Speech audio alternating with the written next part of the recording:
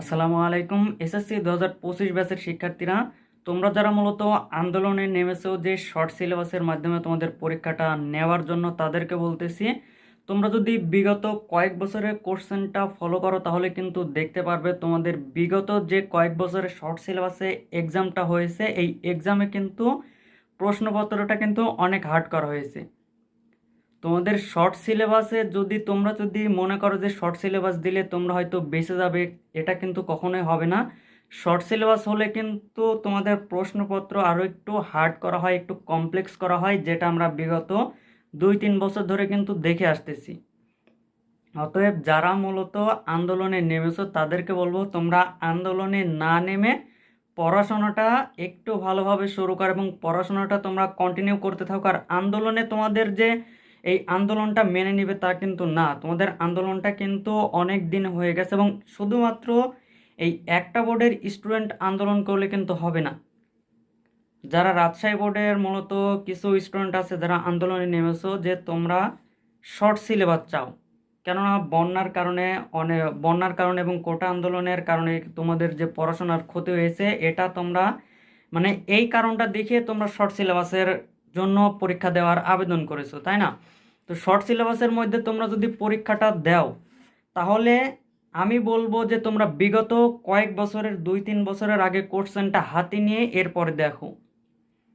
তোমরা নিজেরাই কোশ্চেনটা হাতে নিয়ে দেখো, তাহলে কিন্তু তোমরা বুঝতে পারবে যে শর্ট সিলেবাসে হলে কোশ্চেনটা কিন্তু 100% কমপ্লেক্স করা হয়, যেটা আমরা গত 2-3 বছর ধরে দেখে আসতেছি। আর শর্ট সিলেবাস তোমরা এসএসসিটা পার করে যাবে, যখন এইচএসসিতে উঠবে তখন তো তোমার পড়াশোনার কোনো শেষ নাই। তুমি এসএসসিতেই যখন বলতেছো যে শর্ট সিলেবাস করা হোক, তাহলে এইচএসসিতে গিয়ে, আর হ্যাঁ, যারা মূলত আন্দোলন করতেছো তাদেরকে বলবো যে তোমরা কোন বিষয়ে আন্দোলন করতেছো। তোমাদের যে আহামরি ক্ষতি হয়েছে তা কিন্তু না, এখনও তোমাদের লং টাইম আছে। যেহেতু ফেব্রুয়ারিতে তোমাদের এক্সাম, ফেব্রুয়ারি মার্চে তোমাদের এক্সাম, এখনও কিন্তু তোমাদের লং টাইম আছে, তাই না? তো এই যে তোমাদের যে আন্দোলনটা করতেছো, যে তোমাদের বর্তমানে কোটা আন্দোলন এবং বন্যার কারণে তোমাদের কতটুকু ক্ষতি হয়েছে, আমি মনে করি তোমাদের কোনো ক্ষতিই হয়নি। তো শিক্ষা বোর্ড কেন তোমাদের আন্দোলনটা মেনে নেবে? তোমাদের আন্দোলনটা কখনোই মেনে নেওয়া হবে না। অতএব যারা মূলত আন্দোলনে নেমেছো তাদেরকে বলবো এইসব আন্দোলন বাদ দিয়ে পড়াশোনা করো। তোমাদের এসএসসি লেভেলে তোমরা যতটুকু পড়তেছো এইচএসসি লেভেলে তার চেয়ে 1000 গুণ বেশি পড়তে হবে। তোমরা এসএসসি লেভেলে শর্ট সিলেবাসে যদি তোমরা বেঁচে যাও, এইচএসসি লেভেলে তোমরা কী করো? তোমাদের কাজই তো হলো পড়াশোনা করা, তাই না? তাহলে তোমাদের পড়াশোনাই করতে হবে। যারা আন্দোলনে নেমেছো তাদেরকে বলবো তোমরা আগে যে বিগত কয়েক বছরের কোশ্চেনটা হাতে নিয়ে দেখো, তাহলেই তোমরা বুঝতে পারবে। বিগত কয়েক বছরের কোশ্চেনটা কমপ্লেক্স করা হয়েছিল এবং এবারে যেহেতু এখনও সিদ্ধান্ত হয়নি যে তোমাদের শর্ট সিলেবাস দেওয়া হবে কিনা, তবে আমি মনে করি তোমাদের কখনোই শর্ট সিলেবাস দেওয়া হবে না। অতএব এবং টেস্ট এক্সাম, তোমাদের টেস্ট এক্সামের বিষয়ে কিছু কথা বলি। যেহেতু এই চ্যাপ্টারটা ক্লোজ হয়ে গেল যে তোমাদের শর্ট সিলেবাস দেওয়া হবে না, যদি শর্ট সিলেবাস দেয় তাহলে কিন্তু তোমাদের দিবে না, যদি দিয়েও দেয় তাহলে কিন্তু সেই কোশ্চেনটা কমপ্লেক্স করা হবে।